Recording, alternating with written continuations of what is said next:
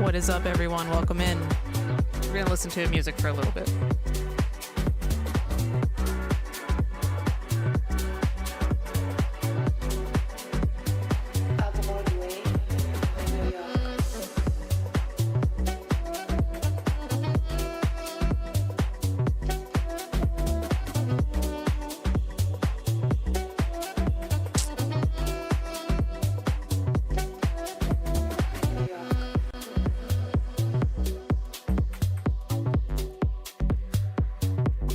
Drop some hearts in the chat if you feel up to it. We could do the little hearts. I like them. Oh my god, yes, I see them on screen. Hell yeah.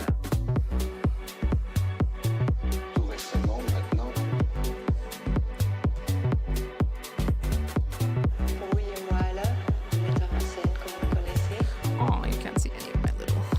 There we go.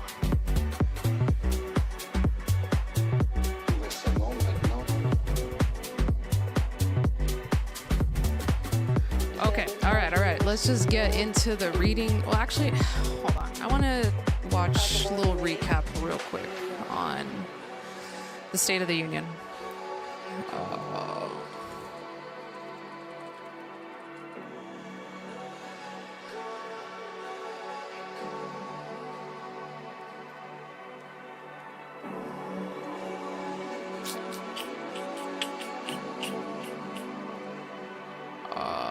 Here, let's watch this.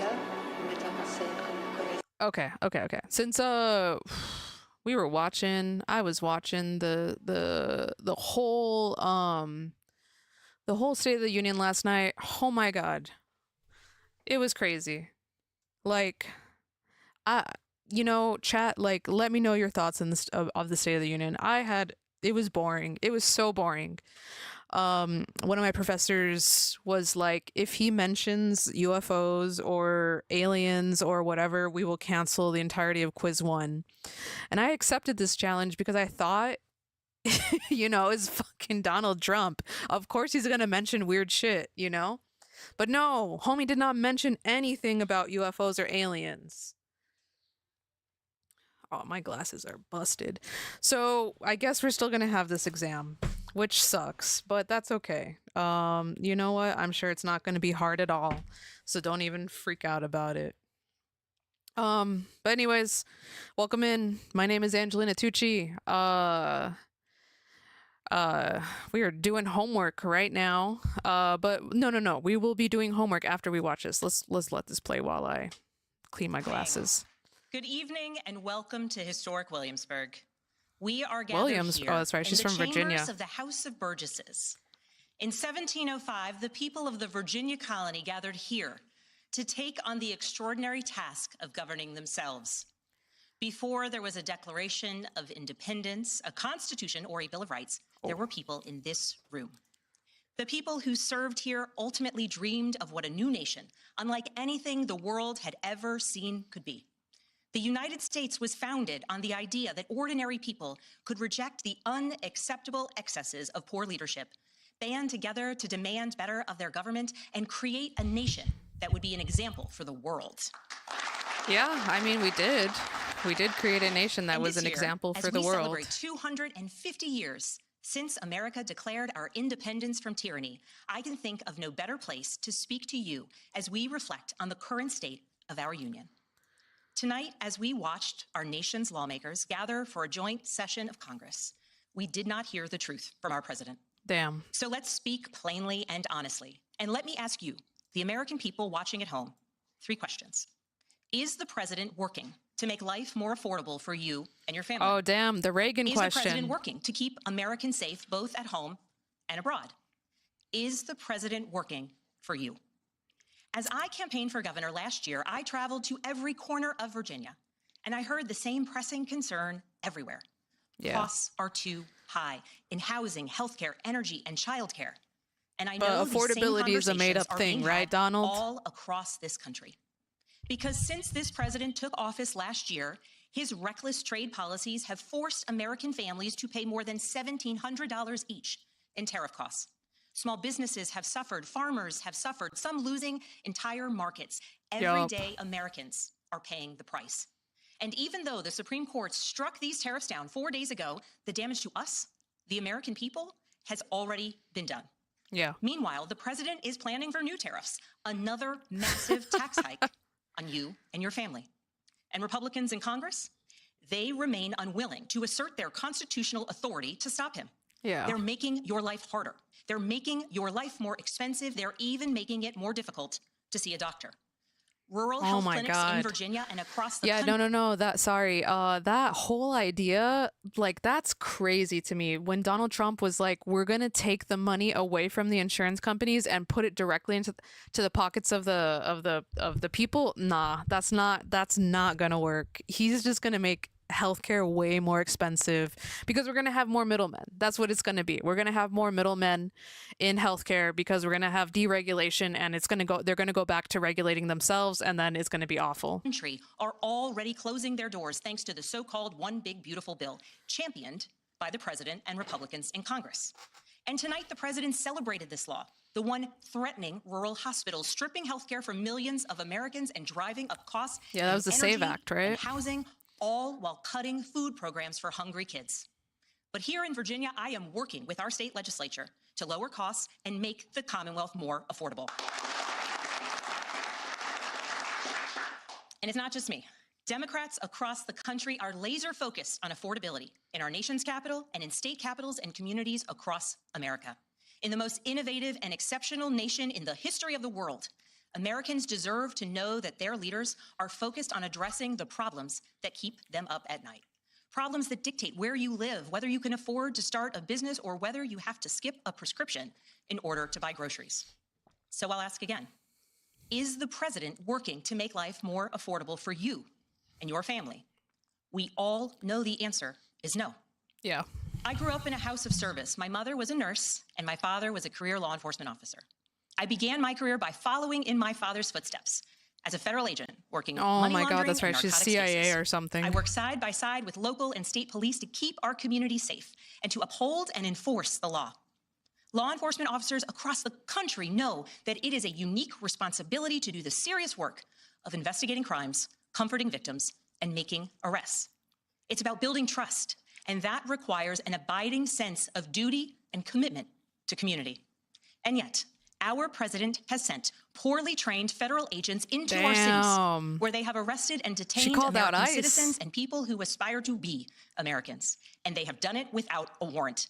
They have ripped nursing mothers away from their babies. They have sent children, a little boy in a this is better blue than the State of the bunny hat, Union. children to far off detention centers. And they have killed American citizens in our streets.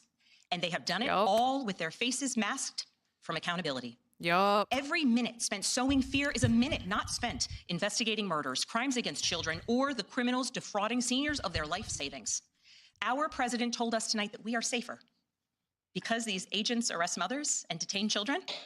Think about that. She's right. Our broken immigration system is something to be fixed, not an excuse for unaccountable agents to terrorize our communities.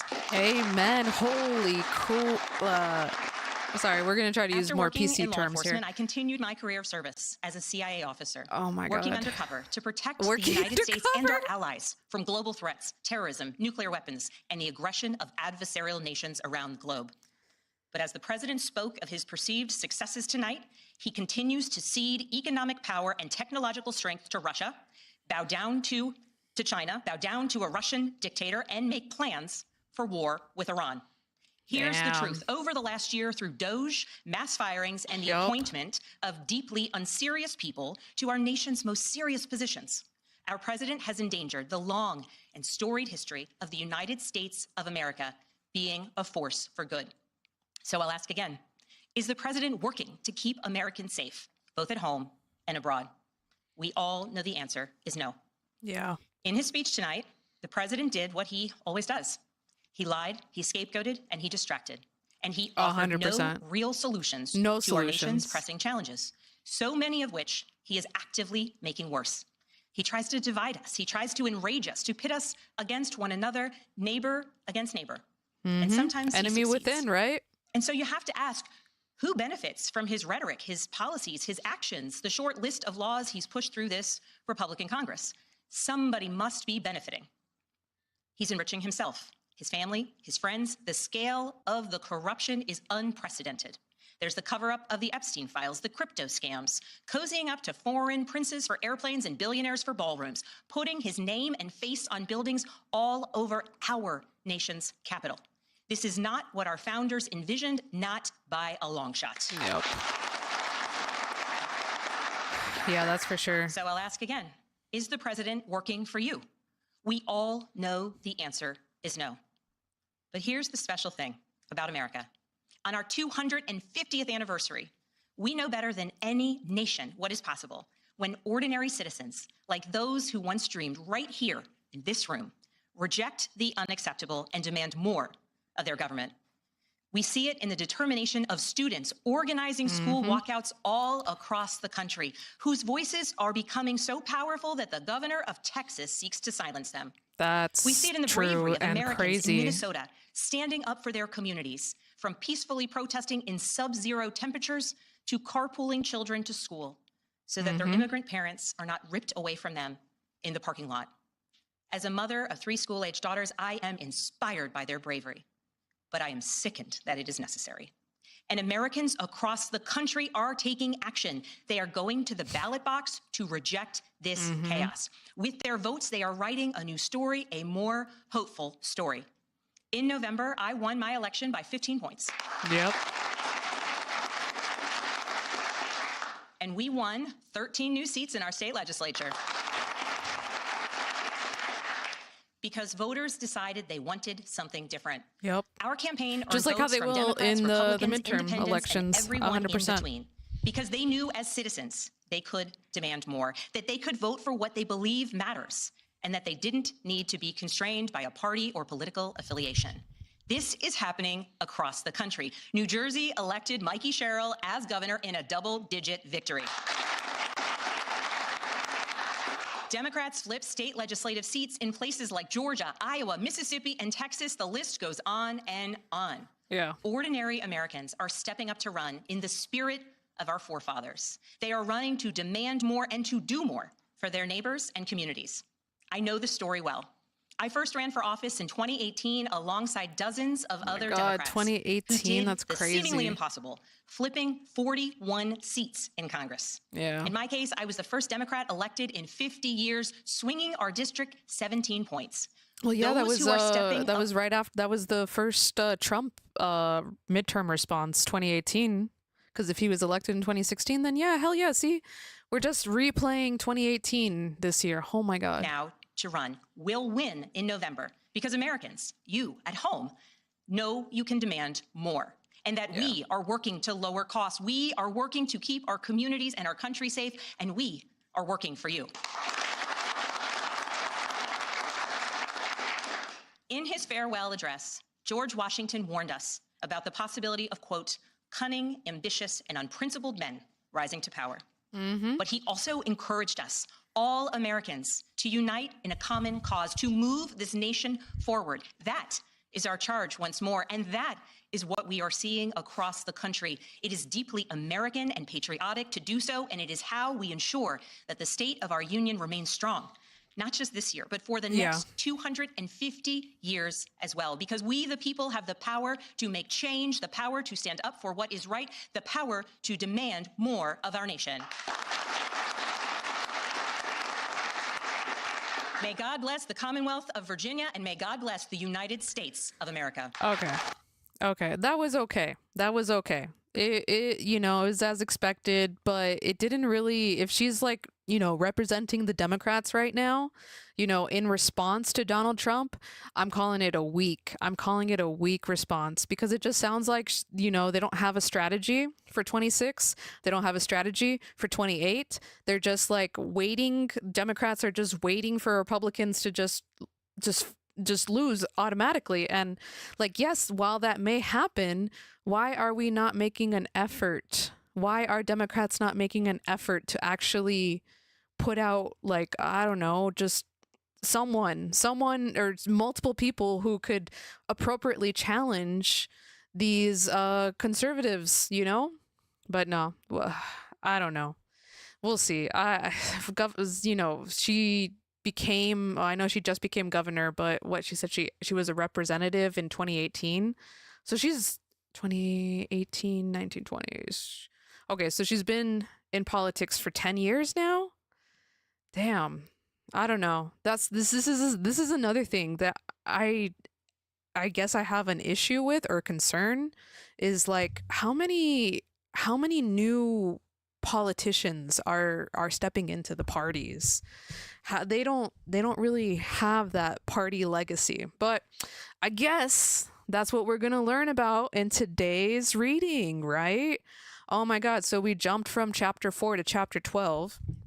And this chapter is titled Parties and Voters. So I know the whole class is on political parties. Hold on, let me also look up what the questions were.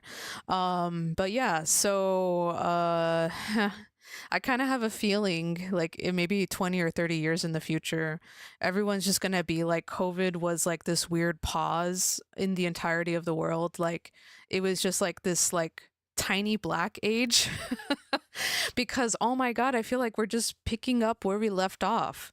We're picking up 2016 era sentiments and continuing them. Or you know, continuing them. They were like put on pause for like 10 years or whatever.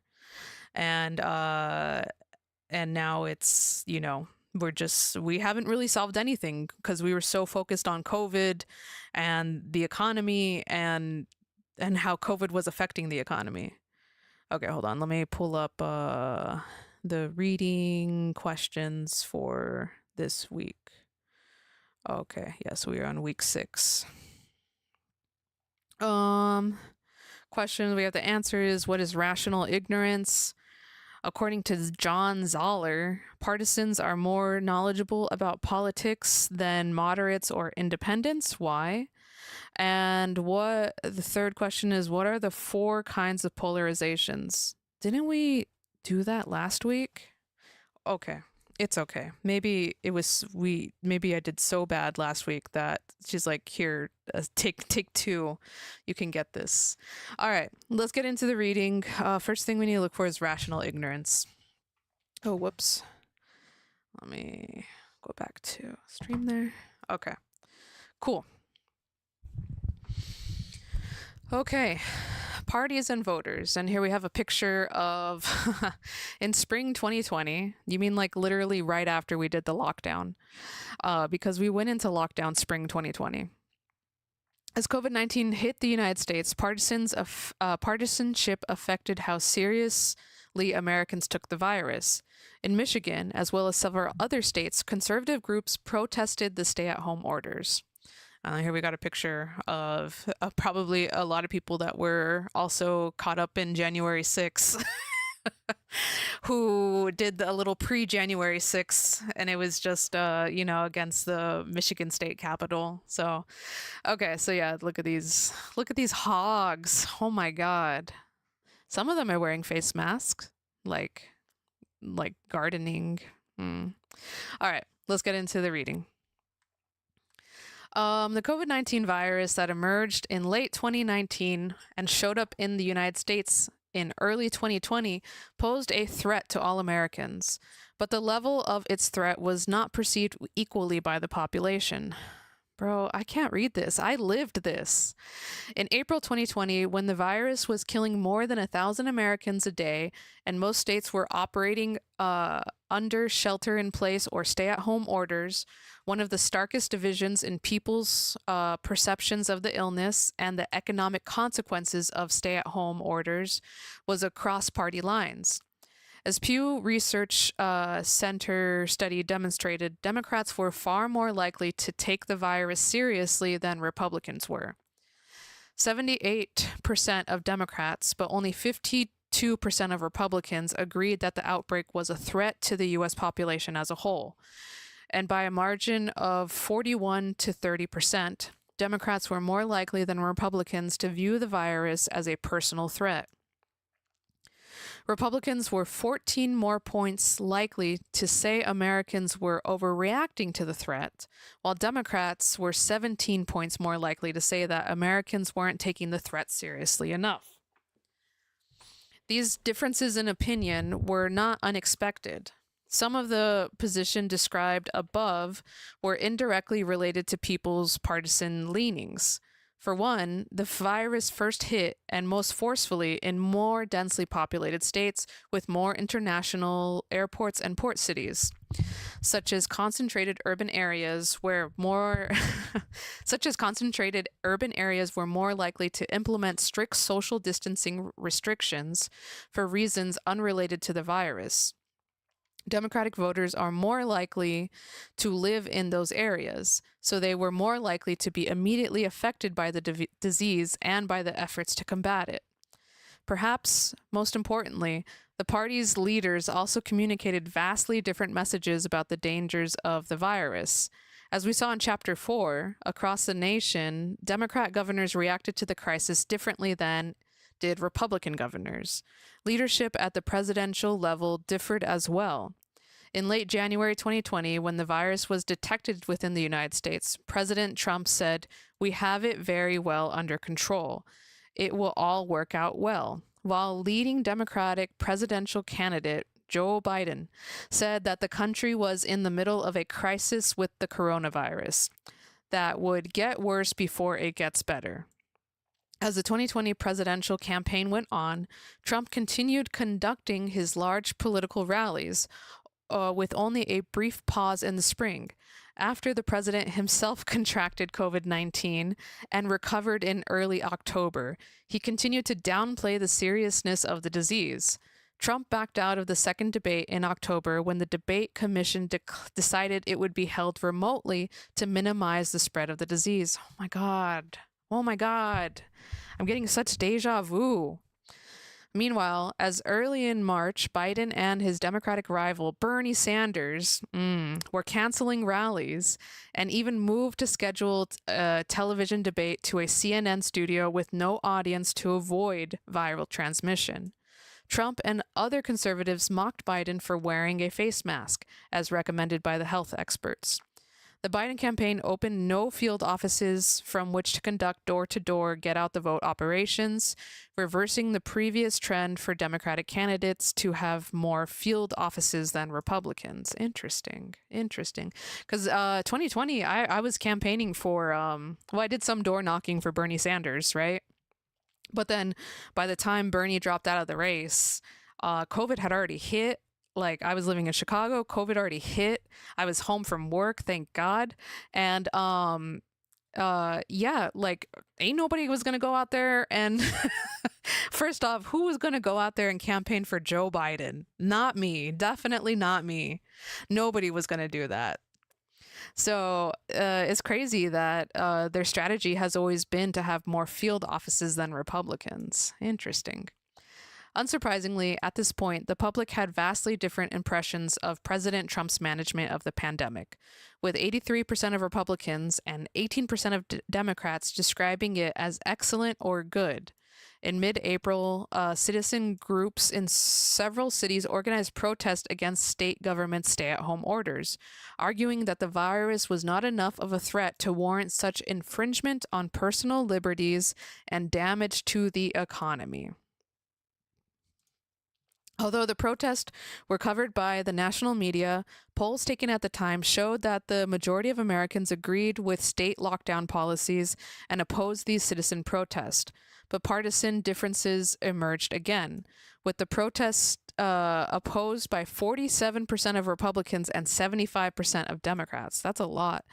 At least part of the difference in these early partisan responses may lie in how party leaders appealed to their different constituencies, with Democratic leaders responding more sharply to hotspots that first emerged in Democratic areas. But the pandemic eventually shifted. By the summer, cases were growing in other states, and the country was not following other developed democracies in getting the virus under control. The only places that seemed to be recovering were Democratic states that were hit hard early on: New York, New Jersey, among others. By then, the partisan division in attitudes towards the virus has been established. The administration's handling of the virus became a regular line of attack from the Biden campaign, and Trump ended the campaign complaining that the media were exaggerating its impact. Despite that fact, by Election Day, infection rates and deaths were on the rise. Partisan impressions of the pandemic are just one example of what's often referred to as the party in the electorate. The party in the electorate refers to the benefits, to the beliefs and behaviors of voters themselves, which can play an important role in determining what parties can and cannot do. Up until now, we focused on a lot of major decision makers in parties, politicians, advocates, party officials, donors, and others, and we've made a point of keeping voters to the side, as they're not really the ones that organize parties. But in this chapter, we're bringing the voters back in, as they do have a role to play. Voters have sharp partisan opinions, as they did during the pandemic, and these may shape and constrain how their elected officials behave. But the behavior of those officials also strongly affect what those voters believe. It's a tricky question as to whether we should consider voters as part of the party, a discussion we'll get into later in this chapter. Like, I don't get it. Why would you not consider voters part of the party? I'm sorry, maybe I'm just dumb on that, but okay. But voters are obviously, okay, thank you. But voters are obviously important to the party, to many of its key tasks like nominating candidates, and its central goal of controlling government. This chapter will also investigate the role voters play in polarization, whether voters are causing it or being affected by it, and whether voters are more or less polarized than other aspects of the party system. We'll look at the concept of party identification, what causes voters to consider themselves part of a party or not, and we'll look at the growing number of independent voters to try and glean just how influential they are in the party system and modern American politics.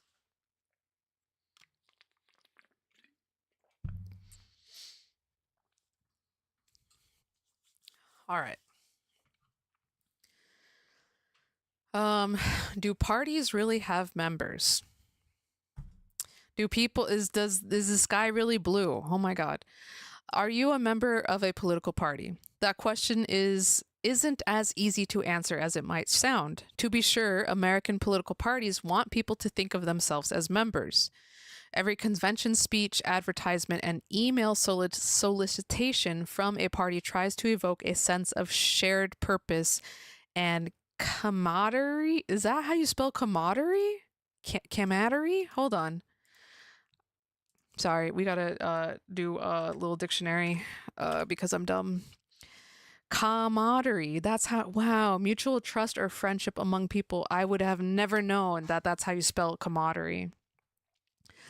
Okay, so yeah, mutual trust and blah blah blah. Okay. And some people even call themselves card-carrying Republican or Democrats. Oof, I'm guilty of that, unfortunately. Ugh, I call myself a card-carrying Democrat all the time, but only when I go to criticize the Democrat Party. Oh, Stardust, thank you. It's a French word, camaraderie. Oh wait, how would you say it? How would you say that in French? Camaraderie. Camaraderie. No, I don't know what I'm doing. Camaraderie. Okay. Camaraderie. I can't say it. I can't. I'm sorry. Okay. So yeah, card carrying Democrat or Republican. To our knowledge, there aren't any cards to carry. Damn. The book said cumstered and dumpstered. All right. But how do you become a member of a party? One way is to register with a party when registering to vote, but that isn't a real guarantee of any loyalty. In a number of states, voters may switch their party registration to participate in one party's primary and then switch right back when it's over. If you're only a Republican for a few days or even for a few hours, chances are you're not a very loyal one. You could also give money to a party. That surely conveys some sort of commitment to it. In some democracies, citizens must donate to a party in order to have the privilege of voting in a primary or otherwise participating in the party's decisions. But in the United States, very few people actually do this. According to surveys, about 10% of Americans donate to political candidates. That's crazy, only 10%? And only 6% donate to local, state, or national political party committees.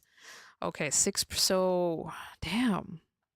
One might also consider themselves a member of a party simply by promising to support that party's nominee, whomever it may be. In the November election, most voters are very loyal to the party they favor, in fact. Quite a few Americans who refuse to consider themselves members of the party still vote loyally for the party they are closest to. But this is not strictly the same thing as being a quote-unquote member of the party. Political scientist E.E. Schattenschneider formerly critiqued the idea of party membership in his book 1942, Party Government. As he noted, membership in an American political party is unlike membership of any other club or organization. You may call yourself a member of the party, and that party has no ability to challenge your claim. It can't kick you out of the party. It can't even refuse to donate to or support its candidates. Such a member surely has little value little value if it carries no dues, no obligations, and if the organization has no say over whether you can become or remain a member. Nonetheless, over the decades, these members of American parties have increasingly asserted a right to control the party. The history of the party is one movement towards increasing intra-party democracy, the idea that parties themselves should be ruled by the people, just as democratic governments are. These days, the Congressional Caucus rule of the party eventually yielded to bosses and conventions, which eventually yielded to primary elections. With each shift, rank-and-file voters have assumed a greater role in making the most important decisions a party makes, deciding who to nominate for office. We better get into the Bernie Sanders 2020 Great Steal. Sorry, no, I'm hamming it up. Perhaps the ultimate expression of the shift towards rank-and-file members having a greater role in party decision-making can be seen in primary elections. As we saw in Chapter 5, oh no, we did not read Chapter 5 yet. Primaries are rare worldwide. Parties in most democracies select their nominees through far less democratic means, and voters simply choose between the choices presented by the parties. But as we noted in Chapter 9, primaries have been a standard means for parties to select nominees in the United States since the turn of the 20th century. Rules for participation in primaries varies considerably across states. Some state parties allow non-party members to participate in the contest. New Hampshire, for example, has a semi-closed primary system that allows unaffiliated voters to select a party primary to participate in on the day of the contest. Some states have closed systems, mandating that only establishing party registrants may participate. So some states have closed. So the closed primaries is you can only vote in the primary if you are a member of the party. Still others open up the primaries completely. California, Louisiana, Washington State have top two primaries in which voters may pick their favorite candidate among all candidates from the party. The top two vote getters go on to a runoff contest even if they're in the same party. These different primary rules make the concept of party membership challenging. Advocates of open primaries maintain that many of the important decisions about who will represent us are made at the primary stage. After all, many districts lean heavily towards one party or another.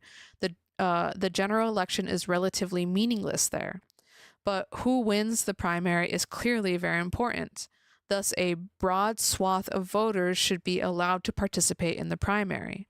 However, as the U.S. Supreme Court declared, a single election in which the party nominee is selected by non-party members could be enough to destroy the party. Okay. Yes. Do people who have never registered to vote with the party have a right to participate in its selection of nominees? Does the right to participate outweigh the rights of the long-standing party registrants to pick their own nominees? More generally, do the party's rank and file actually have a claim of governance of that party? They should, in my opinion. How do voters decide? Political scientists, psychologists, journalists, and campaign consultants have spent decades trying to figure out just what it is that leads voters to vote to make their mind on an election. Just what it is that leads a voter to make up their mind on the election. To watch the behavior of campaigns and the reporting of political journalists, one might get the impression that voters are paying close attention to what politicians say and do every day. Much has been written about the color of Al Gore's suits, the fit of George W. Bush's pants, and Obama's vacations destination. Obama's vacation destination, Hillary Clinton's efforts to humanize herself on the campaign trail, and Joe Biden's age. Damn, Joe Biden really got the short end of the stick there. His age is the worst thing about him. I literally never heard about George W. Bush's pants not fitting or like being this is news to me. Okay. Oh, rational ignorance. What was the question on rational ignorance again? Oh, what is it? Okay. One of the most reliable findings in the vast literature on voting behavior is that voters just don't know a whole lot about the political system. See figure 12.1. That's this.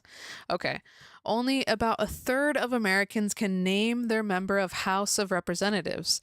Roughly 20% can name their state legislators. Less than half of Americans know which party controls their state legislator.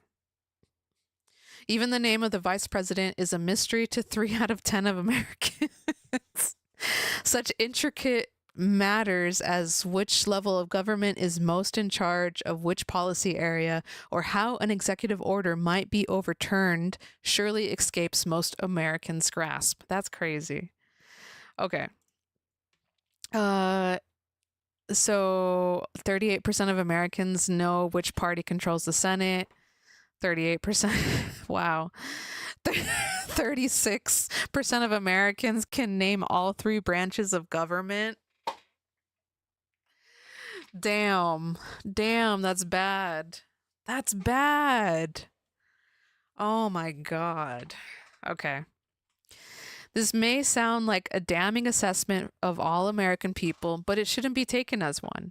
For one thing, Americans are hardly less educated about politics and government than other citizens around the globe.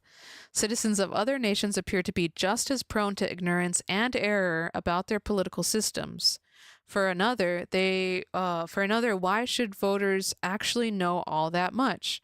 Yet, is it too much to ask for voters to know what the 3 branches of government are? Oh my God.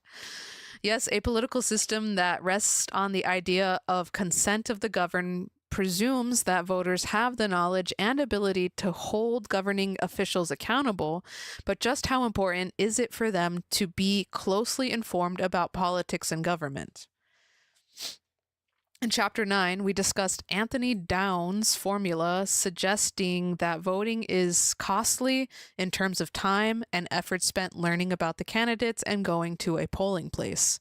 Voters have a pretty good sense that their vote is unlikely to actually determine the outcome of an election. Sure, we can all probably think of examples of elections that turned on just a handful of votes, but the overwhelming majority of them do not. Even the 2000 presidential election, which would have produced a different winner, but for the votes of just 537 people in Florida, doesn't really show the importance of close elections. Even if you were one of the 5.7% of Americans who lived in Florida in 2000, your deciding vote would have at most been the difference between a vote margin of 537 and a vote margin of 536. In both cases, Bush would have won the state's electoral votes and the presidency. People may vote because they've been asked to or because they believe it's their civic responsibility to do so, but they still know that they're not the one person in charge of picking the next senator, governor, or president. This is why voters are, in the word of political scientist V.O. Key, what a name, V.O. Key, rationally ignorant. For the most part, they're not stupid, but investing their brain power in their job, their family, and even their dinner just makes more sense and yields a much higher payoff. Yes, I agree. Indeed, these who closely follow politics might well be regarded as irrational. It is more an interest or a hobby than a requirement of citizenship. That's so true. That's so true. You know, we should all just be rationally ignorant or like fully political scientists. I don't know. The in between is killing us. It might be helpful to think of the typical American's relationship with politics roughly the same as someone who doesn't care about professional football. That's me. I literally do not care. Such a person, of course, is aware football exists. Yes, I am aware. Probably has some idea when it's football season and could possibly name 2 or 3 current players. I can't. Okay, hold on. Taylor Swift's boyfriend. Is Peyton Manning still playing? And then who was the guy that kneeled? I'm pretty sure none. I can't even name 3 players, current players. But beyond that, has little idea of which teams are doing well or poorly or why. Exactly. I do not know anything about teams. The hype and coverage associated with the playoffs for the Super Bowl might actually penetrate this person's indifference, as might a scandal such as a cover-up over concussions or deflated game ball. Deflate gate. Yes, I remember that. They might even be able to pick a favorite team if pressed.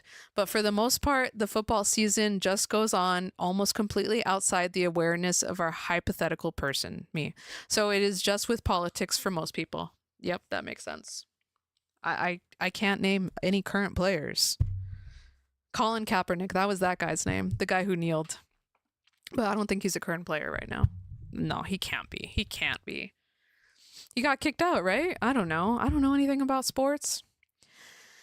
We should digress here to note empathetically that we do think it is important to vote, and especially that it is important for you to vote. Please vote. Okay, thank you, book. I will vote. I have been voting in every election that has been available to me since the time I've been able to vote. I mean, since the age I've been able to vote. There's evidence suggesting that having the paradox of voting explained to you makes you less likely to vote. And in that, we are doing you a disservice.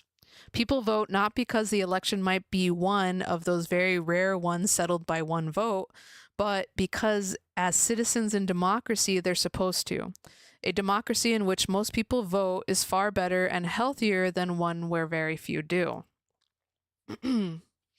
It is also worth understanding why and how people vote and recognizing that those decisions may be driven by seemingly unimportant considerations, because the consideration may many assume to be important turn out not to matter as much as we might think. Hold on, let me blow my nose real quick.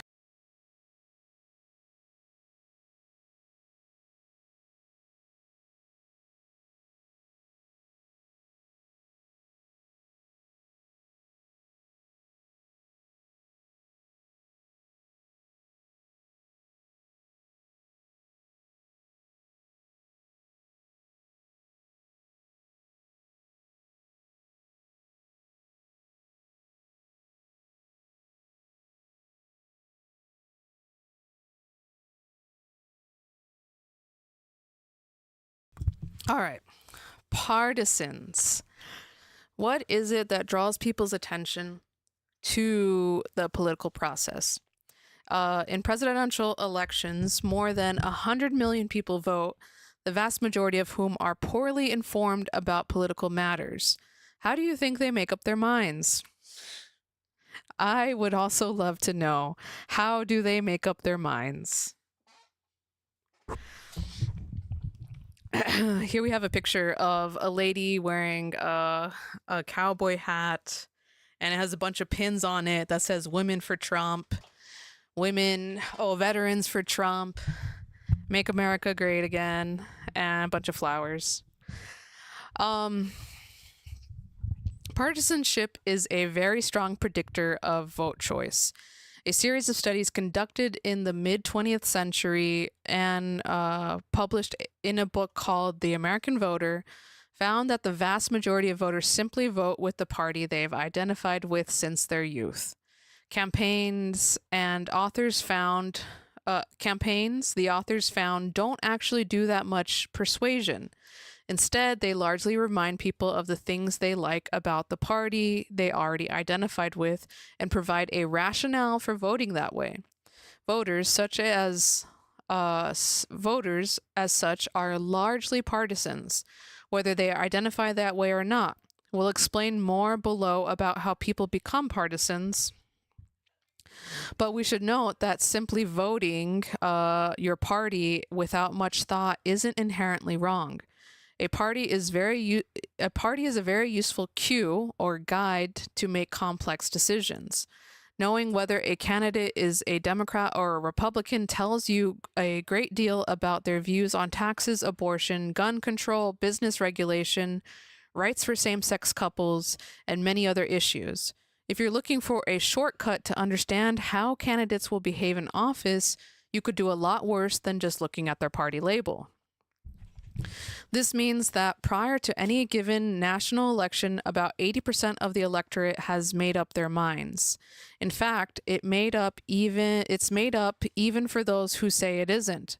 Voters who claim that they want to learn about the candidate first, or even who claim that they will not vote for their party in the general election if their own preferred candidate does not win the nomination, usually ends up voting for their party's candidate anyways.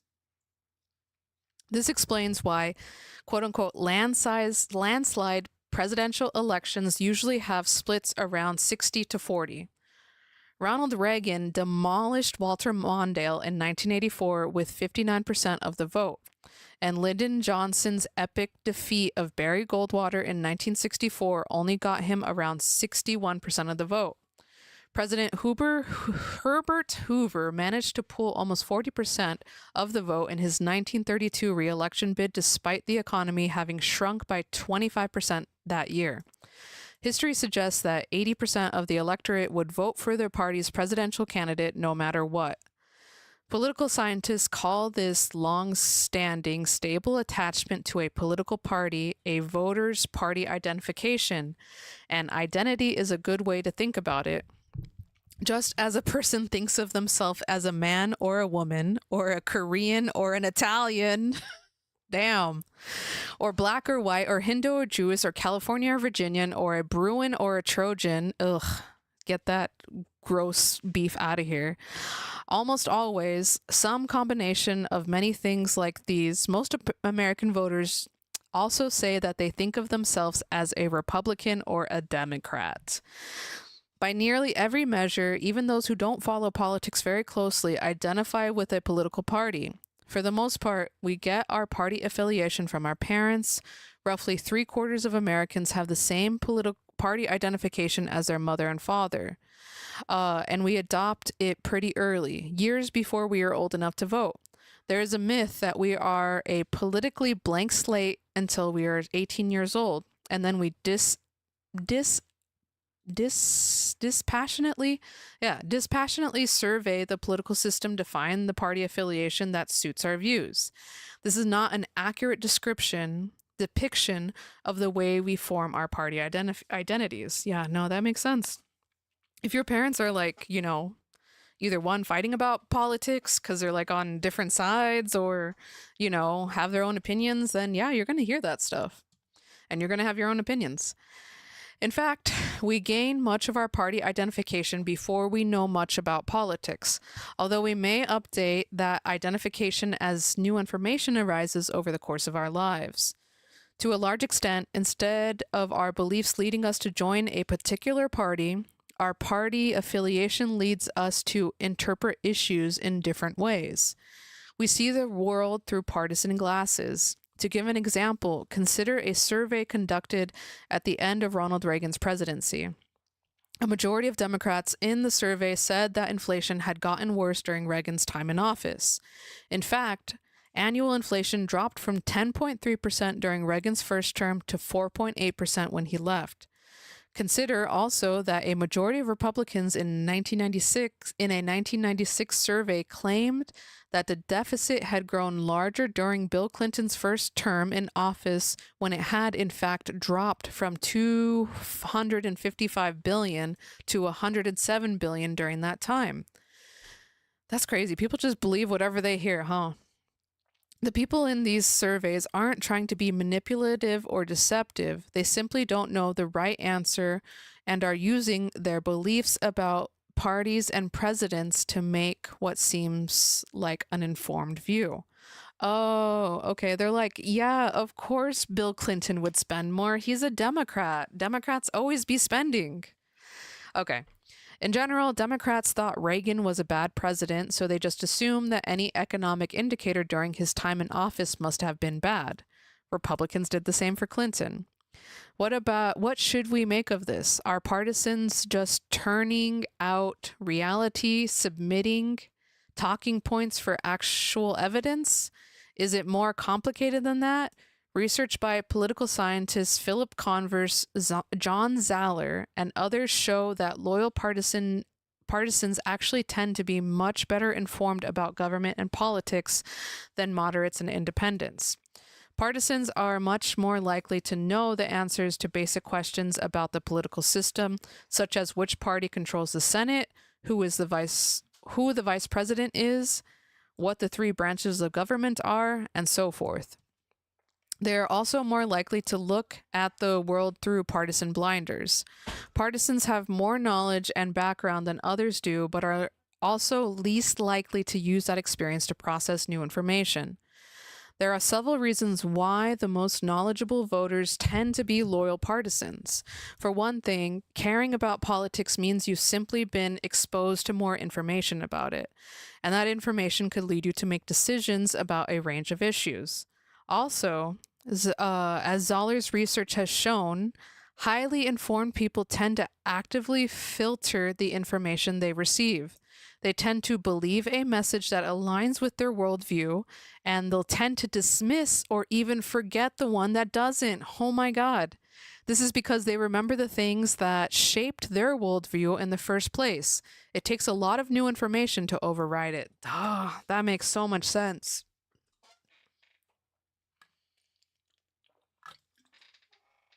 It's like when a religious person turns into a non-religious person, or I don't know. It takes a lot more to become unreligious, right, after being religious, than it does to become religious after being unreligious. Does that make sense? Right? I feel like that makes sense. I'm just making stuff up, but I feel like that's what it is.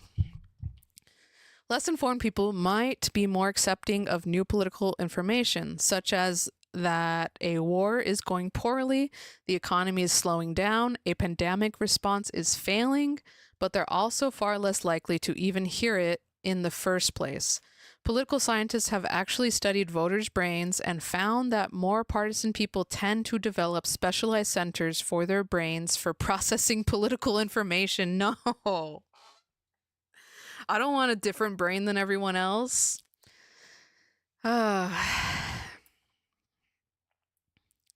That's crazy. It's easier for them to answer political questions and it takes less time, but they'll end up putting less thought into it than others do. So, somewhat paradoxically, those who are most aware and knowledgeable about political issues tend to be the ones who use their brains the least in coming up with an answer. They quickly learn to process the world through partisan filters. The ones who are most open to listening to different ideas are actually the ones least likely to hear them in the first place. Bro, that makes so much sense.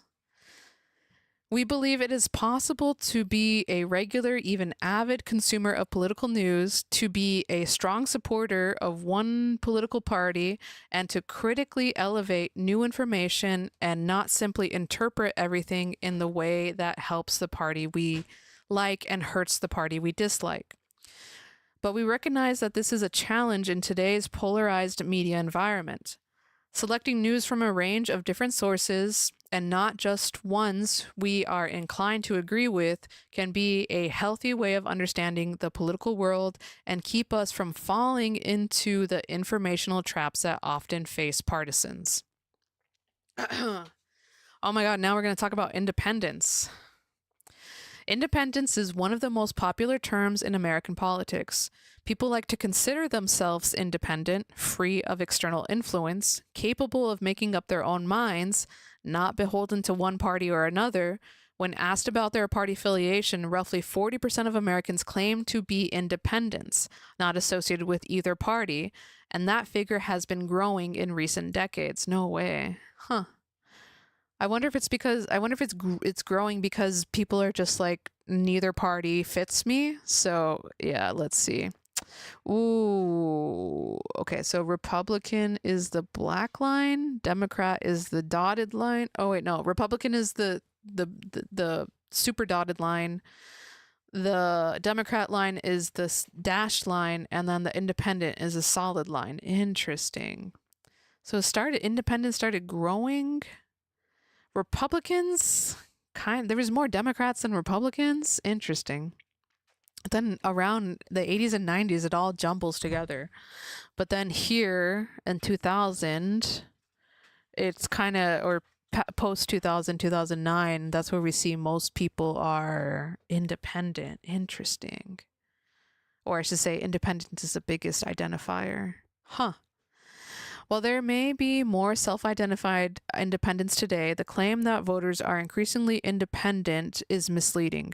Many people who claim to be independents actually end up voting in a very partisan fashion. They may even be more loyal to one party than self-identified partisans are. They have made a definite choice between the major parties. They just don't like to think of themselves as the sort of people that do so. Thus, the growing number of independents over time can give the impression that there's less party loyalty among voters than there used to be. This isn't the case. Wow. The American National Election Studies have addressed this problem over the years by asking self-identified independent follow-up questions. When a respondent says they're independent, they're asked whether they lean toward one of the parties or not. Those who say no are considered true independents. Those who say yes are independent leaners. Okay. People who identify with a party are asked whether they feel weakly or strongly towards that party. Figure 12.3 shows those 4 categories. Okay. Interesting, the proportion of true independents among the population hasn't changed much, hovering between 10 and 15% since the 1950s. There's an increasing proportion of independents who lean toward one of the parties. However, the most likely there let me start that again. There is an increasing proportion of independents who lean towards one of the parties. However, and most likely they're the sort of people who used to consider themselves weak partisans. This does not mean that people who call themselves independents are the same thing as partisans. Simply by refusing to identify with a party, they're indicating a difference. In some cases, voters really are carefully judging the candidates without reference to the parties. Some may have strong preferences that are inconsistent with both parties, and so they evaluate each candidate without the help of party cues. In other cases, they are simply disengage from politics and so cannot choose a side any more than the non-sports fans can choose a favorite team.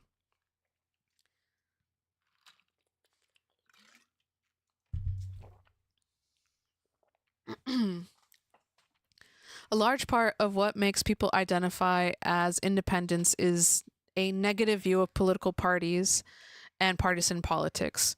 Political scientists Samara Klar and Yana Kurpikov, argue that many voters are reluctant to identify with a party because parties are seen negatively. Yeah, that makes sense. They show that when respondents are reminded of the hostility and disagreement between the parties, they are less likely to say they are partisan and instead report on being independent. Many Americans actually believe it is socially undesirable to report being partisan, even if they are. This is why many independents end up acting like partisans. They really are partisan, but they don't want to admit it. That, of course, has consequences. If being a partisan is seen as undesirable, some people won't participate in partisan democracy. Interesting. Yeah, because the goal is to be bipartisan, but no, we all want to be secretly partisan. One of the most interesting features of the electorate is that just as the number of people declaring themselves free of the parties is on the rise, the electorate is actually becoming more partisan. People are actually less likely to split their tickets than they used to. That is, people are more likely to vote for the same party for president as they do for Congress, governor, and other offices. In the 1970s and 80s, between 25 and 30% of survey respondents in American National Election Study reported voting for a different party for president and for their member of Congress. In the 2000s and 2010s, that number fell between 10 and 20%. This suggests that people's congressional votes are increasingly aligning with their presidential votes. Here's the thing, the graph 12.3 that shows, what is it? Strong partisans? Going up, okay. Despite their lower average engagement with politics, independent voters play a critical role in holding elected officials accountable. Because they're not tied to a political party, their votes are less certain, and thus they functionally determine the winner. How do they make their voting decisions? Despite their importance, these same people aren't usually careful weighing the party platform and characteristics for the candidates. As we noted above, that's because independents are among the least informed voters. For the most part, they just don't follow the political news very much, and they couldn't tell you a lot about each of the candidates' priorities or much about their biographies. Even when voters do not vote loyally for one of the two parties, however, they are still evaluating their choices in partisan terms. That is, they recognize that the president, his or her supporters, and the other candidates and elected officials align with him or her are part of their governing party. And to the extent that voters follow what is going on in the country, they are likely to give the governing party and its candidates credit or blame for it. One thing we do know is that voters, even relatively uninformed ones, respond to the state of the economy. It's the economy, stupid. In survey after survey, voters generally list the economy and jobs as the thing that they care about the most. Figure 12.4 plots economic performance and presidential election results since World War II. Economic performance here is measured by the percent growth in per capita real disposable incomes from the third quarter of the year preceding the election to the third quarter of the election year. The election variable is a bit less straightforward. We have looked at the vote share won by the party currently in control of the White House, based on the idea that voters will give credit or blame to their party in power. So, for example, the data point for 2016 is based on Hillary Clinton's performance relative to the state of the economy. Since Democrats were in the were the party in control of the White House at that point. Okay. The overall shape of the data here suggests the economy is very important in determining people's votes. Voters hold the president's party responsible for the performance of the economy, and unlike their knowledge of politics, voters have a pretty good idea of how the economy is doing. When the economy is humming along, it was as it was in 1964 and 1984, voters rewarded the presidents with re-election. When the economy is actually contracting, as it was in 1980 and 2008, voters throw that party out and try a new one. For candidates who are not incumbents, the relationship between the economy and voter choice is weak, but still persistent. In 2008, when John McCain distanced himself from incumbent George W. Bush and claimed to be a maverick Republican, just a couple of mavericks, and advocate for reform, he was still the Republican candidate, and he still did poorly in the context of a poor economy. The year 2020 was a notable outlier. Real disposable income grew at a healthy clip in 2020, in large part thanks to stimulus payments by federal governments in the beginning of the COVID pandemic. Those payments were set to American people mainly to offset dramatic income losses and business closures as the pandemic transformed American life. So the economy rode something of a roller coaster during 2020 with a sharp initial recession followed by rapid growth, and many people paradoxically suddenly both out of work and having money to spend. For this and other reasons, the relationship between income growth and the vote was not particularly strong in 2020. Okay. Let's look at this graph a little bit. This is talking about incumbents. Interesting. Growth. So as there's a more growth in income, electoral college winner, electoral college loser. The freaking graph is cut off halfway. Terrible. McCain, I don't know. Of the two parts, I don't understand how this graph is set up. Okay. The relationship between the state of the economy and the election outcomes is an important corrective to a lot of campaign lore.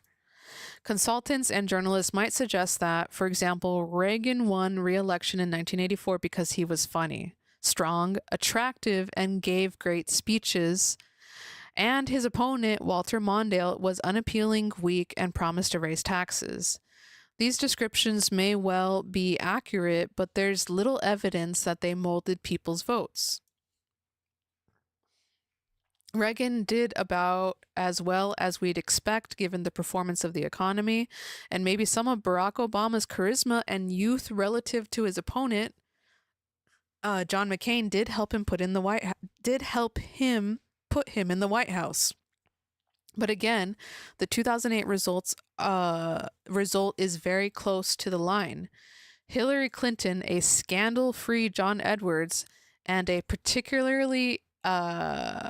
scandal-free John Edwards? This was before we found out he was cheating on his wife, I think. Particularly any other mainstream Democrat would likely have done just about as well in 2008, given the state of the economy at the end of Bush's final term.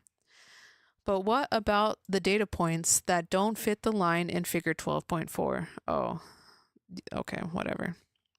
They also have stories to tell. For example, the Democratic nominee in 1952, Adlai Stevenson, and 1968, Herbert Humphrey, didn't do as well as we might expect, given the economic growth.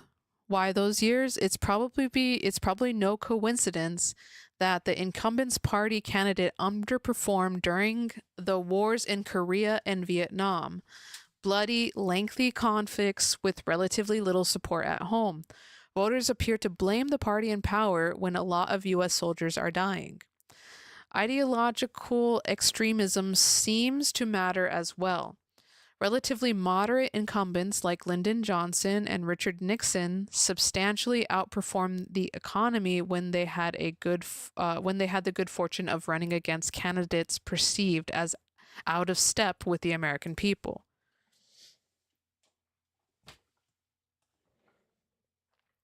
Barry Goldwater had talked openly about using nuclear weapons in China and Southeast Asia, and George McGovern was widely believed to have socialist leanings. Wow. It's difficult to know just how large the extreme penalty is in elections is. Johnson and Nixon would likely have defeated much more moderate opponents anyway. Although evidence from congressional elections suggests that ideologically extreme or overtly partisan behavior is bad for re-election efforts. Donald Trump's policy positions were somewhat difficult to pin down in 2016, but his extreme campaign rhetoric, which included overtly prejudiced comments about women, immigrants, and Muslims, likely caused him to underperform somewhat in that election.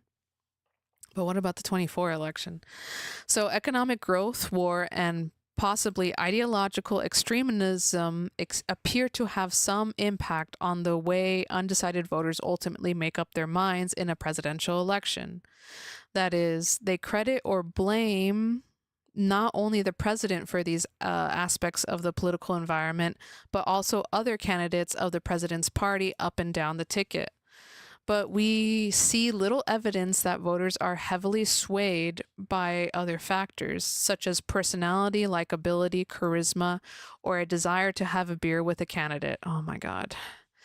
We should note here that in figure 12.4, Al Gore appears to have notably underperformed against George Bush in 2000, despite a strong economy and conditions for relative peace. Gore could not secure a third consecutive term for the Democrats, although he did prevail narrowly in the popular vote. This is something of a puzzle for political scientists, but it could well be an example where the campaign truly made a difference. Bush substantially outspent Gore in swing states, and character attacks against Gore appear to have been more effective.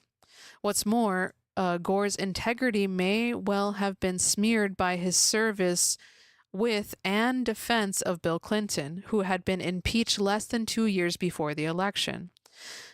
Besides, it is difficult for a party to hold on to the presidency for 3 consecutive terms. Since World War II, both parties have just done it once, the Democrats in 1948 and the Republicans in 1988. Oh, with Reagan and then H.W. Bush.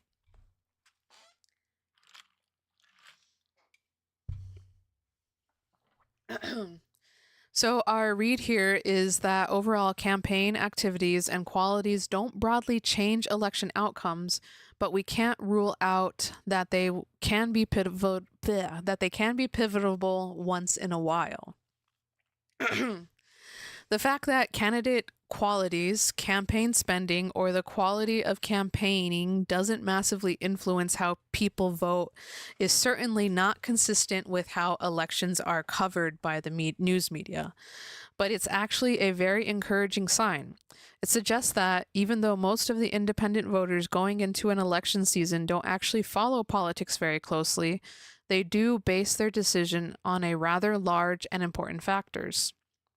The fact that they hold the party means that presidents have incentives to promote economic growth and keep lengthy military conflicts to a minimum.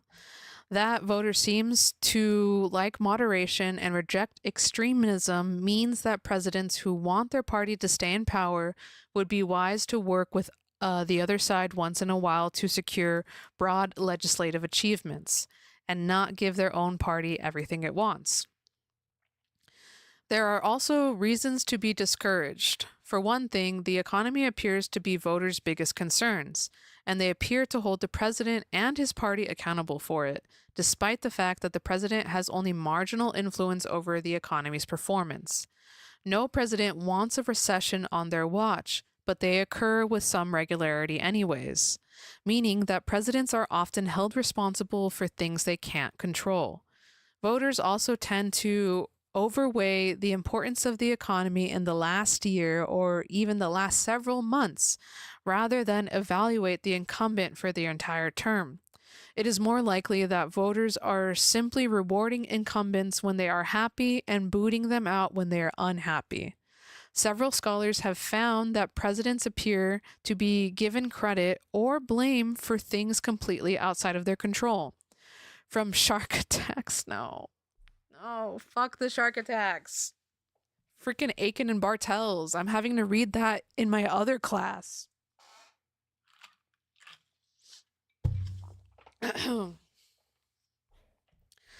um a further problem. Hold on.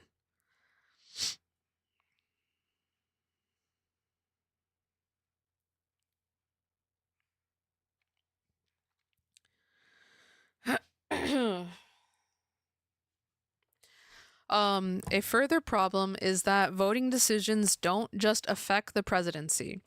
People cast votes for members of Congress, governors, and state legislators follow the same cues. If they're generally happy with the way things are going, they'll reward the party in power with their vote. If they're unhappy, even if the president and his party has nothing to do with the misfortune, the party in power may well get turned out of office.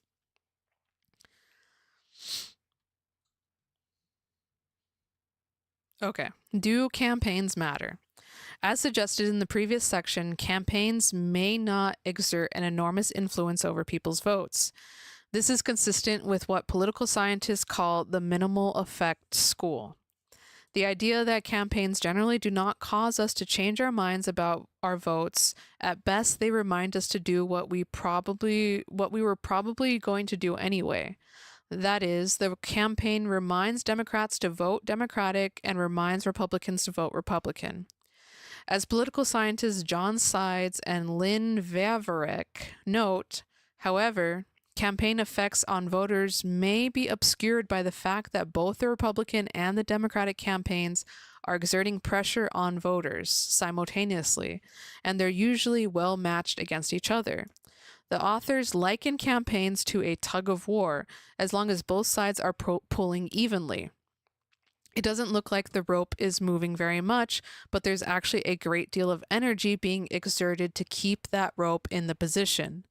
If one side stops trying, the rope suddenly moves a great distance.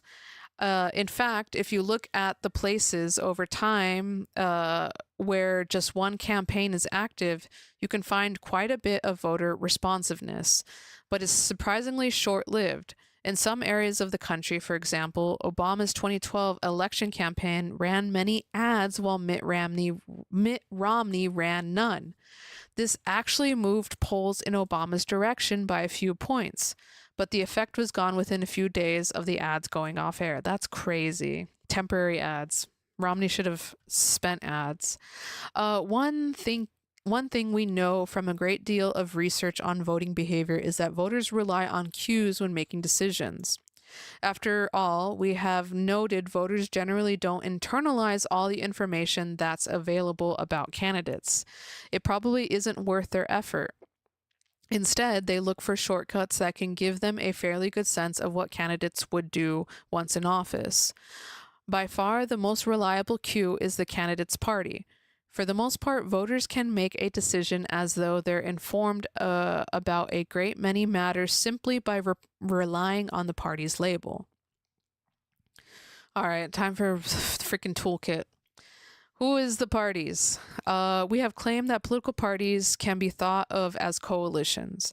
In Chapter 2, we noted that labor unions, racial and ethnic groups, and secular activists tend to be in the Democratic Party, while business interests and religious leaders tend to be in the Republican Party. At the level of activists, these coalitions shift around somewhat from year to year, but they are remarkably durable over time. What do these coalitions look like? There's no one definite way to examine them, and they look different whether you're examining them at the level of voters or of political elites. But public opinion can be a useful guide. It often lags what party leaders and coalitions are doing, but it also tends to be fairly stable over time, giving us an ability to see which coalitions identify with which parties. I mean, yeah, that makes sense. Uh, hey, DV8, welcome in. It's good to see you, DV8. We are doing more homework. Did you watch the State of the Union address last night? Or any recaps of it? Because, oh my god, it was so boring. But it was crazy, too. I heard, I was watching, some political commentators saying that it was like the most racist State of the Union ever recorded, which is crazy. I mean, it really was. He was going after Somalis. He was going after everyone.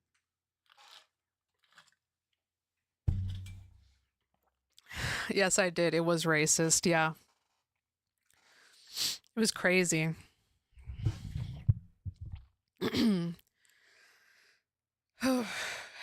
Let me drink some more water here.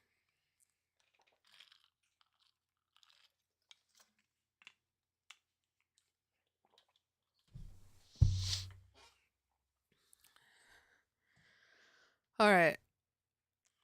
Yes, H2O time. Thank you. We need water. Okay. We hopefully there's not too much more left to read. Cuz my voice is going again. As you can see, race is an important component of of party identification and has become more important over time. White Americans lead Republicans overall, particularly white men, and have moved strongly in the Republican direction since the 1970s. Black voters, meanwhile, have identified strongly with the Democrat Party for decades, and black women have become even more Democratic in recent years. Today, more than 85% of African Americans identify as Democrats. Interestingly, roughly a third of African Americans consider themselves conservative ideologically, but still identify with the Democratic Party. Latinos additionally lean Democratic, although not to such a strong degree. The results all show a persistent gender gap since at least the 1960s, with women leaning 5 to 10 points more Democratic than men. Members of union households have traditionally been more Democratic than non-union households, even when controlling for race, income, and other factors. In the figure, we see that union households have consistently been about 10 points more Democratic than non-union households over time, although white union members now lean somewhat Republican. Also notably, union membership overall is down substantially over the past few decades. Region continues to be relevant, the white Southerners moving dramatically in the Republican direction since the 1970s, and African American Southerners moving towards the Democrats. White Southerners are indeed one of the most consistent Republican groups in the analysis today, although they were a bedrock of Democratic Party strength for decades after the Civil War. In addition, we see an increasing polarization across several categories. Younger voters have been more Democratic than older ones for decades. Income divisions remain, while wealthier Americans continue to vote more often Republican than poorer Americans. Though the divisions have decreased slightly, we've seen a substantial polarization by religiosity. Those who say they attend church at least once a week have become about 10 points more Republican, about 30 points more among white frequent churchgoers. That's crazy. There were no such differences in the 1970s. This polarization, incidentally, has occurred across many different religions and denominations. The more observant tend to be more Republican. Yeah. Yeah. Thank you, Ronald Reagan, Jerry Falwell, all those evangelical Christians. Okay, partisan by group over time. Oh, we got big graph. Well, we'll look at the graph later because I think that's just what we read. It's just a visualization of all the things we already knew. Okay. All right, here we go. The role of voters in a party. The moment we've been waiting for. Ronald McDonald too. Yep. Ruined everything. Never trust anyone with the if their name ends in Arnold, don't trust them.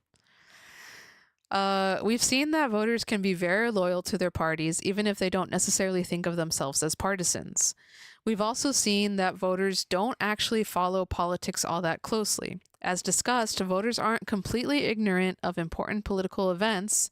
They do know if the economy is doing well or poorly, and whether or not we're at war, and they have an idea which party is in power and who to credit or blame for the way things are going. And as we've mentioned before, evidence suggests that voters don't much like ideological extremism. Moving things too far in one direction or another can irk them. See, this is why I think Nick Fuentes and his whole we're going to have a Nazi for 2028 is not going to happen. People are going to not be okay with that. Nick Fuentes lives in this online world where he thinks that people are Nazis like him, but they're not. They're not. They're not. Voters act in some ways like a thermostat. If public policy moves too far in the liberal direction, the public responds by voting more Republicans into the office. If things get too conservative, they'll vote more Democrats into the office.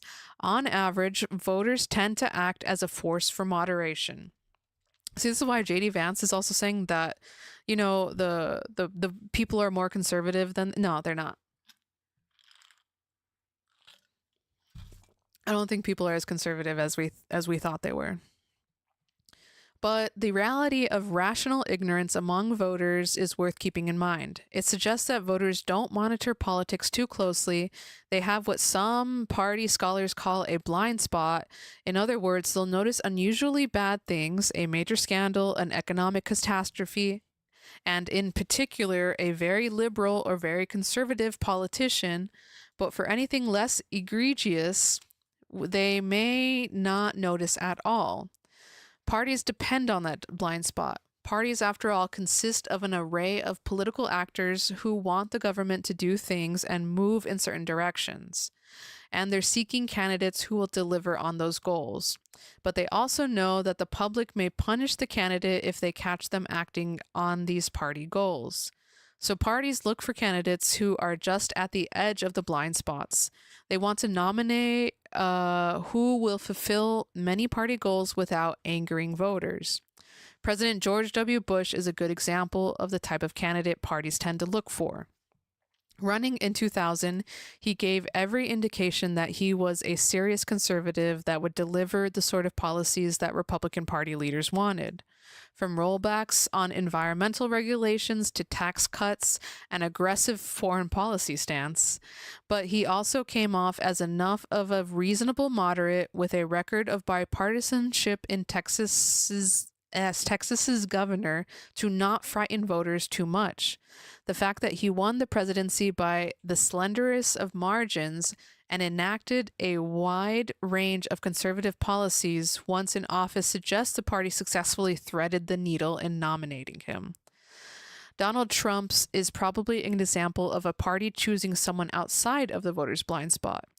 While most of his policy stances, other than immigration, weren't seen as particularly extreme, voters noticed his bombastic campaign style and insulting language. They offended people and drew more detractors than supporters. He likely underperformed what most conventional Republican nominee would have managed in 2016, and he was less popular throughout his first term than other incumbents have been with similar economic conditions, even before the effects of COVID-19 began to be felt.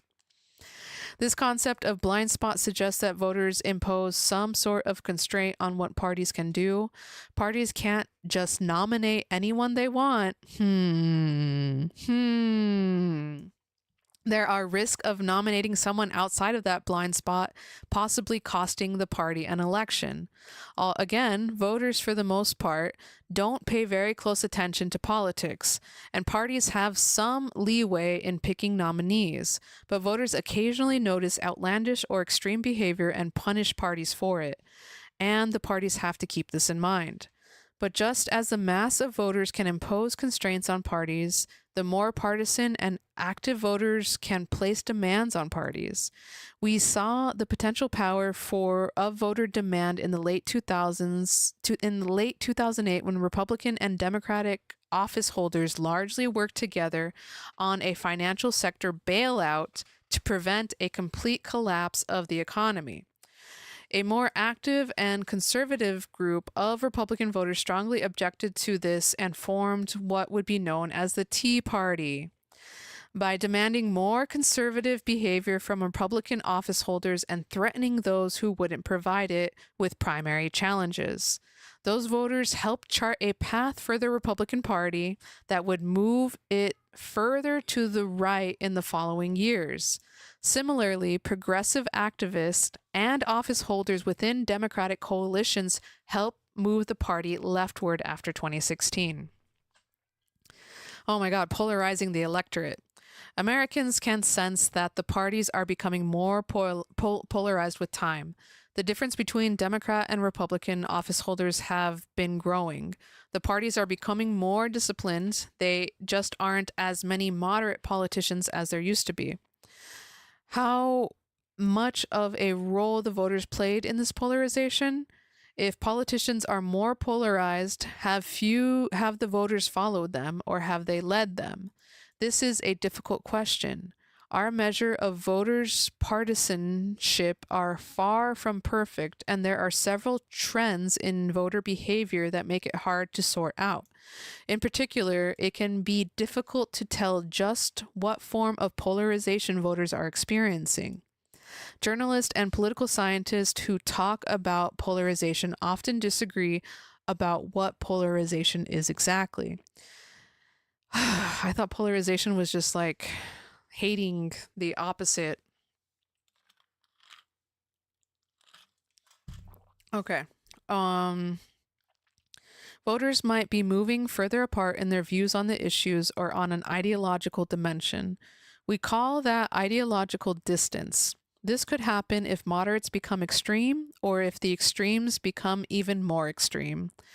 What is important is that if we think in terms of the spatial model we introduced in Chapter 3, Democrats and Republicans are moving farther and farther away from each other in that space. Voters might be becoming more ideologically consistent in their views. That is, people who take, say, the liberal position on one issue are more likely to take the liberal position on another issue. For example, a voter who supports restrictions on gun access may be likely to support access to abortion services than she was a few years earlier. Political scientists refer to this as a constraint or an issue constituency. Is that like a single issue voter? Voters might be sorting themselves ideologically so that Democrats are more likely to be liberal and Republicans conservative. In the past, there were liberals who were Republicans and conservatives who were Democrats, but today, liberals and conservatives have sorted themselves into separate parties, which makes the parties more distinctive. For voters might just dislike the other side more. We call that negative polarization. Their policy position might not have changed at all, but their attitudes towards those who disagree have. The word polarization could refer to any of these phenomena. We think that when many people use that word, they may be thinking of the first example, distance. But the idea of polarization in physics, in which the molecules of a substance are aligned with one another, is much more closer to the examples 2 or 3. To make matters worse, it can be hard to measure people's attitudes in a way that can distinguish each of these different kinds of polarizations. Hold on. I think this was one of the questions.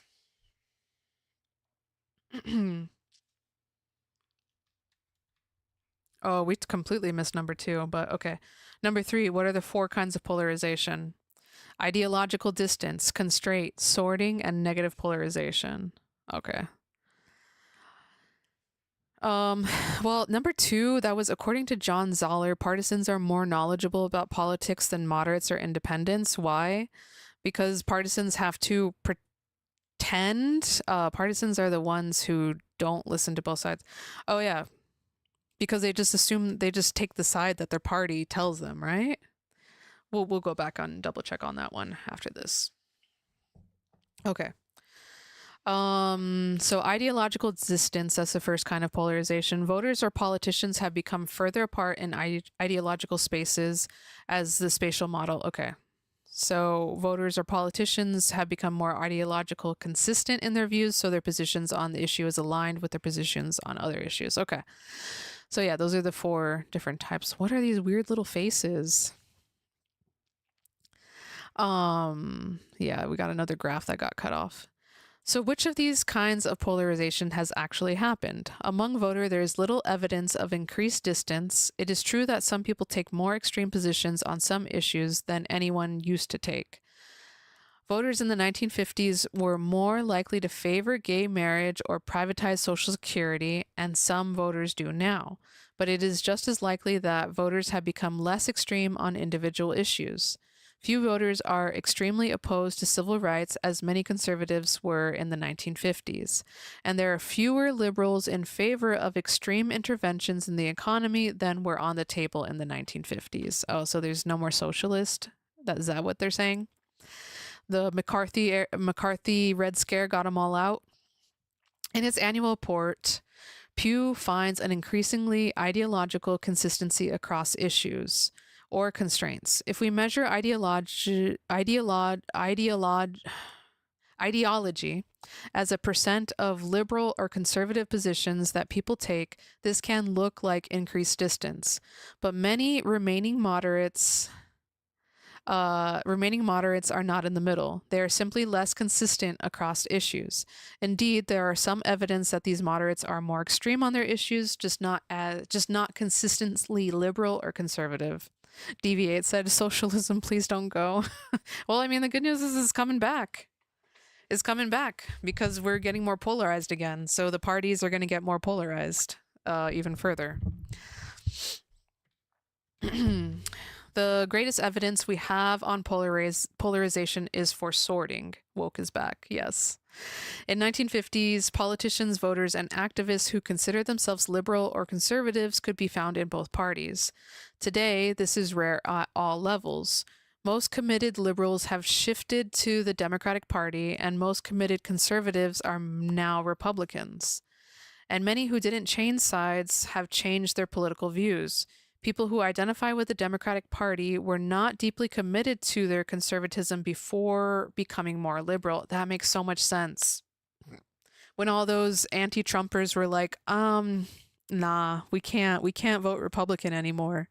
It's because they weren't actually Republicans. They were just like, yeah, we chose Republicans because whatever. They didn't want to be Democrats, I guess.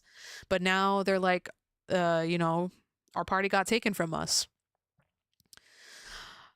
There is also evidence of increased negative polarization. In 2019, survey found that 45% of Democrats would be unhappy if their child married a Republican, and 35% of Republicans would be unhappy if their child married a Democrat. Here we have the Democrats being more intolerant.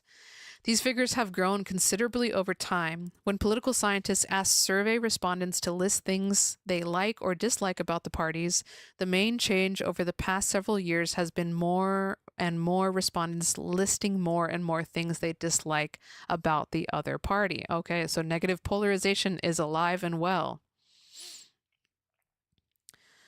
Parties and voter turnout. As mentioned earlier, there's a cost to voting. From taking the time to learn about candidates to actually going out to a polling place and filling out a ballot. To determine whether it is worth their time to do this, voters consider the material benefits of their voting. such as how much more money they'll make if one candidate wins as opposed to the other, multiplied by the chance that their own vote will make the difference, which is nearly zero. They also consider their own feelings about voting, like whether they believe it's an important thing for them to do as citizens in a democracy.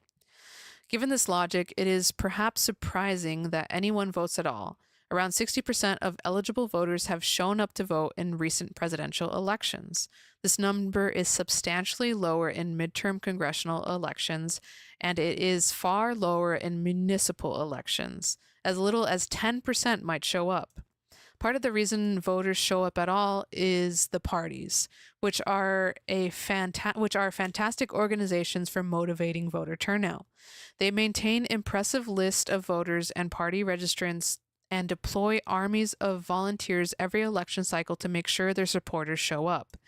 Indeed, this is one of the best reasons for a candidate to join a political party. It means that a large percentage of the electorate will be energized to show up and pull the lever for you. Not being part of a party means you have to do all the mobilization yourself. Oh my god, Deviate said, is Beebs woke? No, Beebs is fast asleep. It's too early for him.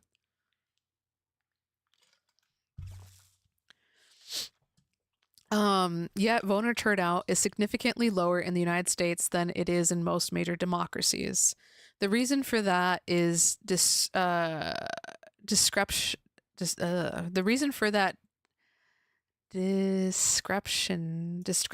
Oh my god, I can't read. The reason for that discrepancy is fairly simple. The United States is one of the only major democracies that requires voter registration. Except for those in a very few states, American voters must opt in to registering to vote, often as much as a month in advance for elections. As figure 12.6 shows, voter turnout dropped substantially in the early 1900s, just as states adopted voter registration laws as part of a series of progressive era reforms. Terrible. Now we're going to have, you have to use your passport to vote. Turnout has fluctuated a good deal since then, but has never come close to the levels it experienced in the late 1800s. There are certainly valid reasons for imposing these rules. Party machines were reaching high turnout numbers by compelling or paying people to vote. Holy shit, where's my money? No. Sometimes multiple times in the same, they were paid to vote in the same election. Oh my god. But a century later, the legacy for those reforms in voter participation that is low by global standards. The parties, interestingly, have different attitudes towards voter turnout. For decades, Republicans have tended to turn out in higher numbers than Democrats, in part due to their demographic profiles. Republicans tend to be older, more educated, and wealthy than Democrats, and such people are simply likely to, and as such, are simply more likely to vote. Deviate said, "Where were we supposed to get the money?" It's like bribing. It's like Donald Trump is like, I'm a billionaire. Elon Musk did it, right? Remember Elon Musk was like, whoever comes to vote in this election, I will give them $1 million or whatever. That's what they used to do back then. There was no rules. It was literally the Wild West. People voted multiple times. People were paid to vote. But this is the time when like people were like joining the military at like 13. People were joining the military, LARPing as a whole different gender, People, it was crazy back then. It was different. It was a different time.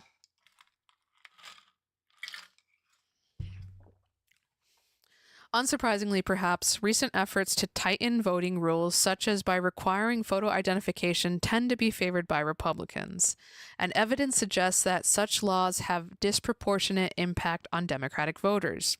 Poorer people in urban areas are simply less likely to have a driver's license. They can't afford cars and often rely on public transportation, and thus face much more of a barrier to voting. The difference of turnout and the effects of voter registration across party line raises an important question. What if everyone voted? What if we abolished voter registration and adopted mandatory turnout laws like those in Australia and other nations, which charge citizens a fine for failing to vote? Oh, that's terrible. No, we shouldn't fine people for not voting. I don't know, man. Does that work? Given that Democrats are currently less likely to vote than Republicans, would such a change give a big advantage to Democrats? Yeah, Deviate said, nah, I don't think so. I don't think that would, I don't know. Surprisingly, the answer is not really. One study of Senate elections found that universal turnout would help Democrats marginally, but not actually change the outcome of many contests. A simulation of presidential elections found that universal turnout could have flipped some very close elections, such as the 1980 and 2000, but for the most part would have produced the same results. Voters and non-voters do differ in their beliefs, but the latter is only slightly more democratic than the former. Crazy. Voter turnout by country. Turkey has pretty good voter turnout, 86%. So does Sweden. So does Australia. Australia has way more better turnout. Crazy. Where are we at? We're not even at the end yet. Oh, we have 55. Jeez. Okay. Conclusion. Political scientist E.E. Schlattenschleider,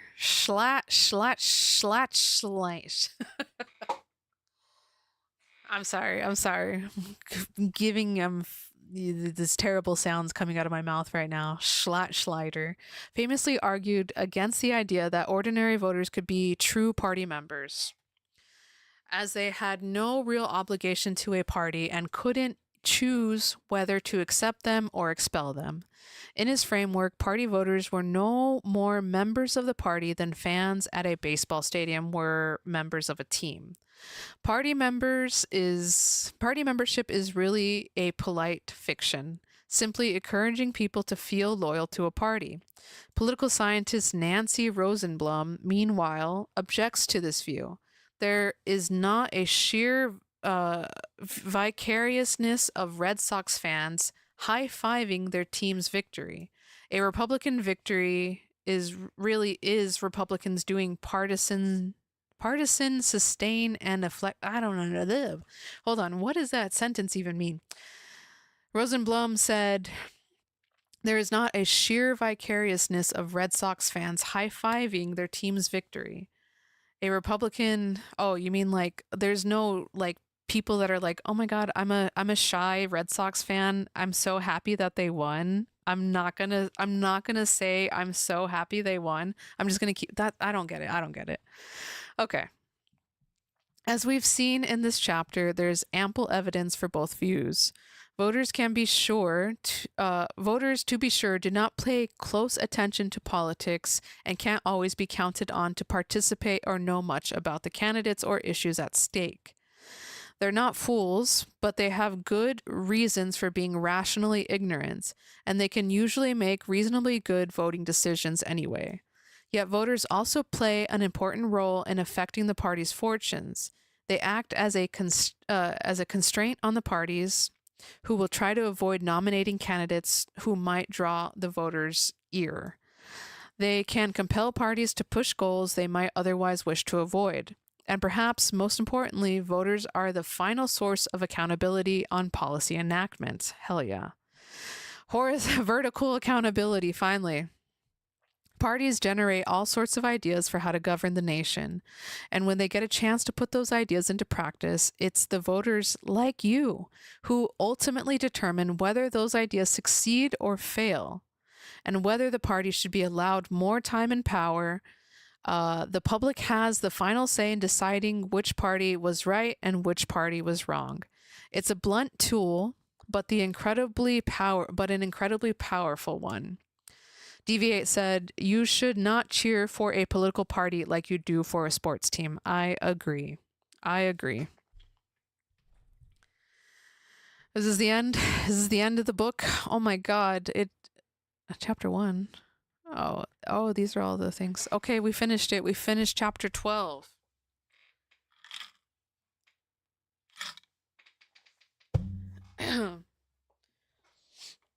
Finished chapter 12. Hold on, let me double check that second question. John Zoller. Let me just key search that.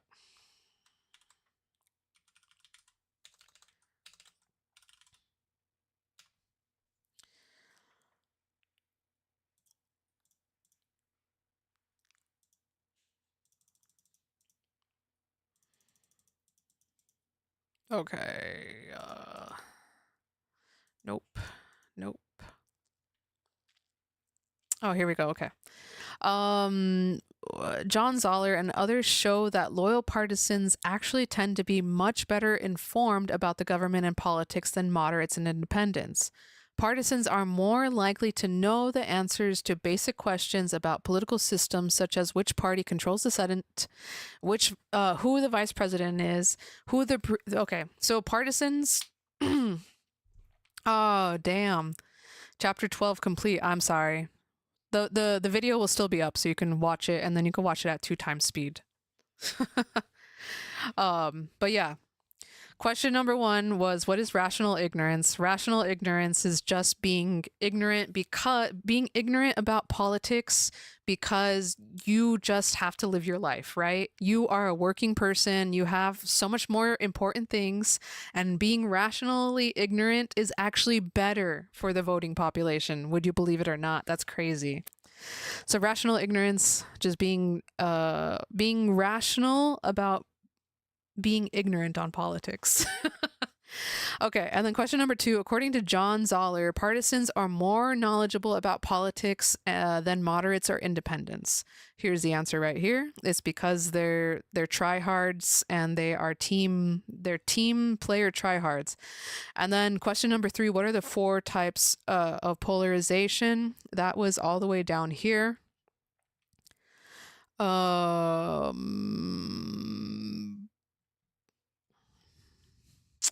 Hold on, we're getting to it.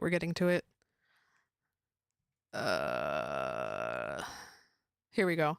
The 4 kinds of polarization: ideological distance. Voters or politicians have become further apart in the ideological space.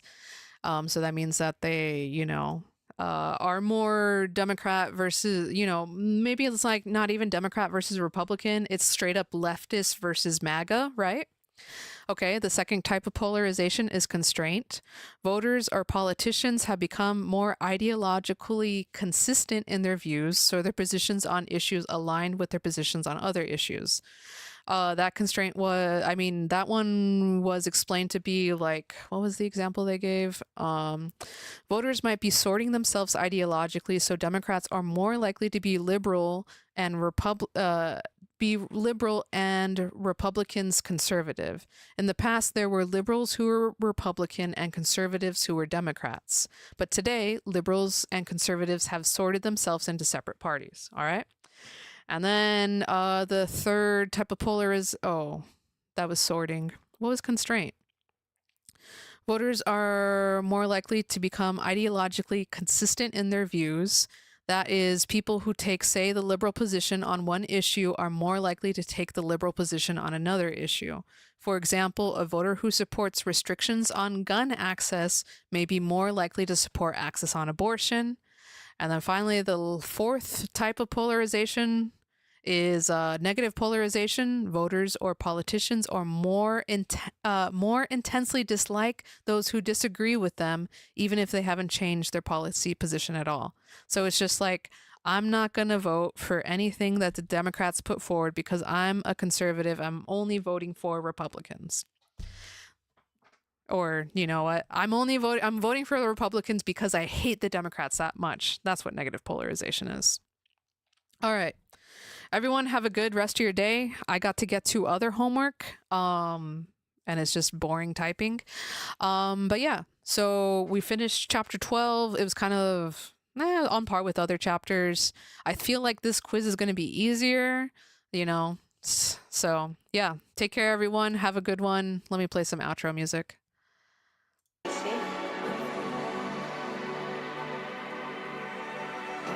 Have a good one. Thank you for joining me. It's been a pleasure.